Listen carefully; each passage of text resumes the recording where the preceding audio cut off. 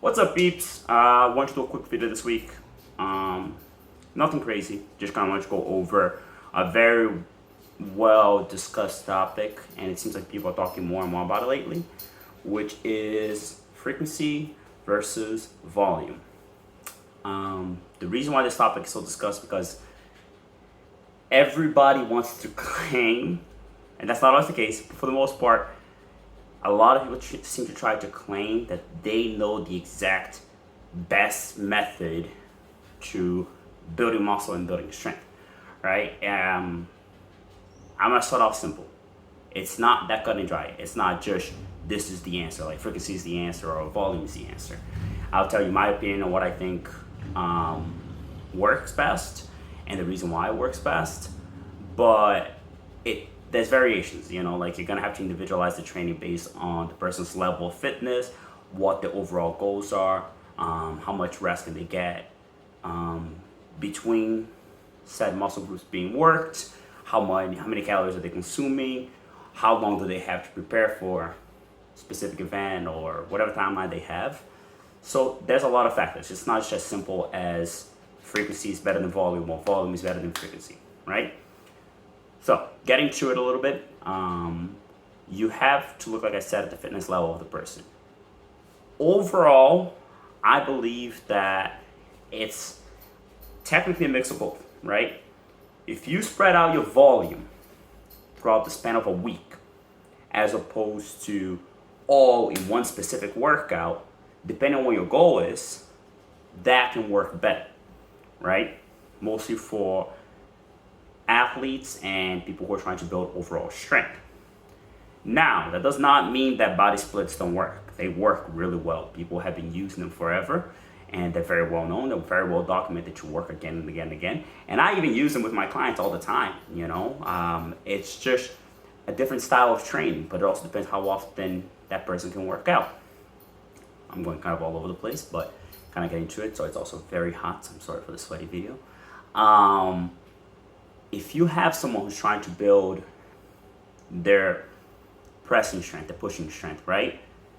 Yeah, you can have them sit there and do 5 different chest exercises, all for 5 sets on one day, and then maybe they don't touch that until the next week. And will they build muscle? Yeah. Will they get stronger? Yes. But realistically, the output is not going to be the same after several sets and several exercises as it will be in the beginning of the workout, right? So might be really good for muscle building or for less time consumption. Maybe this person can't work out all the time, but it's not really the best way to build the overall strength, because if you have, let's say, a total of 10 sets accumulated for your chest muscles on Monday, then you get 5 more sets of chest on Wednesday. You sneak it in there on your back day or your legs day, right? And then you sneak another 5 or 6 sets on your Friday workout, whatever that workout may be, or core and shoulders day, right? Every time that you're hitting those chest muscles, those pushing muscles, right? Or whatever muscle you want to use, you're hitting them again after you've had some time to rest, not only since the last time you worked them, but also within that workout, you're giving yourself a break from everything else you were doing that day, if it was a legs day, a back day, or whatever it was, to hit those specific muscles again. Now they're getting activated more often.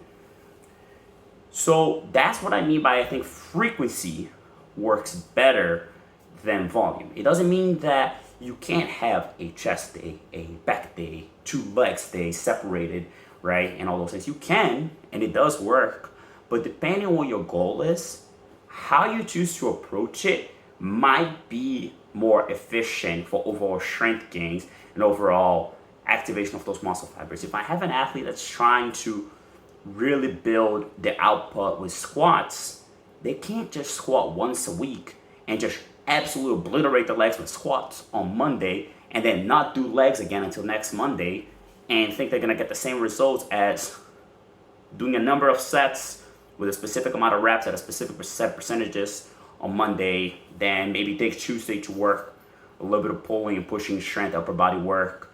Then Wednesday we work the legs again, but maybe now we're working deadlifts instead of squats, but we still sneak in some squats in there. Variation, we do front squats instead of back squats. And then Thursday, maybe we rest. And then Friday, we come in and we do squats again.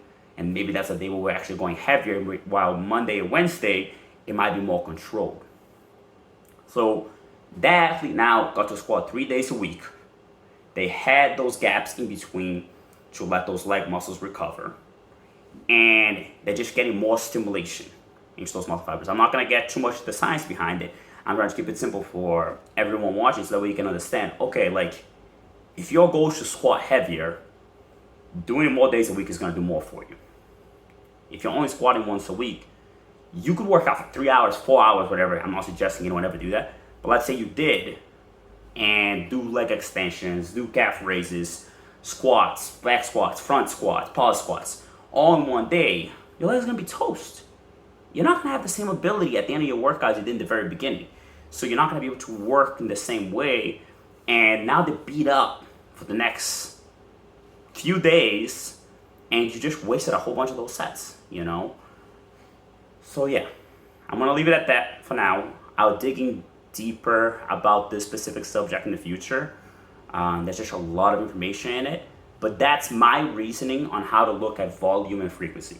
You can still have a high volume, but if you spread out those movements and you repeat certain parts of the movements more often in the week where you're more rested, I think you're going to get better results. That's all I had to say. Have a wonderful day. I hope you guys liked the video. Take care.